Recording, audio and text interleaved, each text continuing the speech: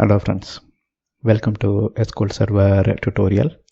In this video, we will see how to create inline table valued function.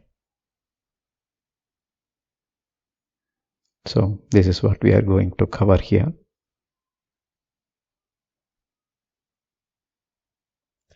Inline table valued function returns a table to the caller. We call this as inline as it contains single select statement. So that's why we call it as an inline table valued function. So if this is your function body, so we can simply place only one return statement and place a select statement here. So this will be called as inline table valued function. Why? Because it's inline and there will be only one statement. So usually inline table valued functions are useful when you pass parameters. Since body contains a single select statement, as it is shown here, it does not have begin end pair. So we no need to have a begin end pair. Right? Usually we place begin and end pair when there are multiple statements. Since inline table valued function contains only one statement, the begin end pair is not required here. So you have to note that inline function can participate in TSQL update statement as well. So it can participate in from class in the join as well as update statement. So that's why in the previous slide we told that wherever a table can occur in your TSQL statement, there you can place your function call because it's going to return table. But a scalar valued function will participate in where condition as well as the select statement because it returns a single value. In this video, we will create inline table valued function. So we will use PUBS database to return a table. So as usual, the function name here is getAuthors. We use a create function. This one is important, returns table. So this is the keyword that tells that this is a table valued function.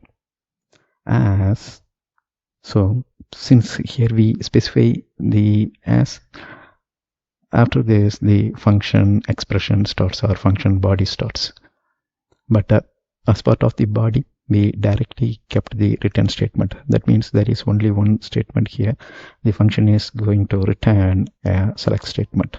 Select author ID, author's last name, first name, phone, city, state, and zip. There are 7 columns it is returning from authors table, and we know that the authors table is available from PubsDB. So this is a Microsoft supplied DB, and from here we are taking the authors table and returning that. So whenever you execute this, it will return the table. Usually it will be useful when the get authors takes some parameter and we can make use of those parameters here. That way inline table valued function will be more useful. Alright, anyhow, since we are starting this series, this time we will make it simple. The function name here is getAuthors and it will return all the authors from the PUBS database. Let's go to the demo. So here we are starting a new query window and moving to PUBS database.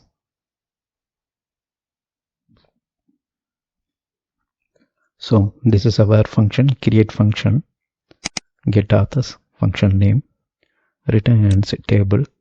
This tells it's a table valued function. As the very first statement itself return, right? And here we kept a select statement, and if you execute the same stuff, the function is also going to do.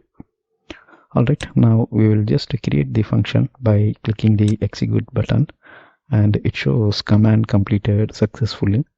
And when you expand the database node under pubs, you can see the table valued functions.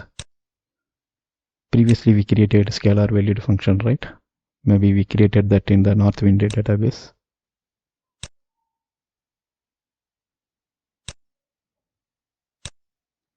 Right, 2 function we created in the last subseries. Now the table valued function is available under the table valued function category. So here is the get authors. It doesn't accept any parameter, right? So we just created the function. In the next video we will see how to execute it. Just now you saw the demo. Thank you for watching. Bye.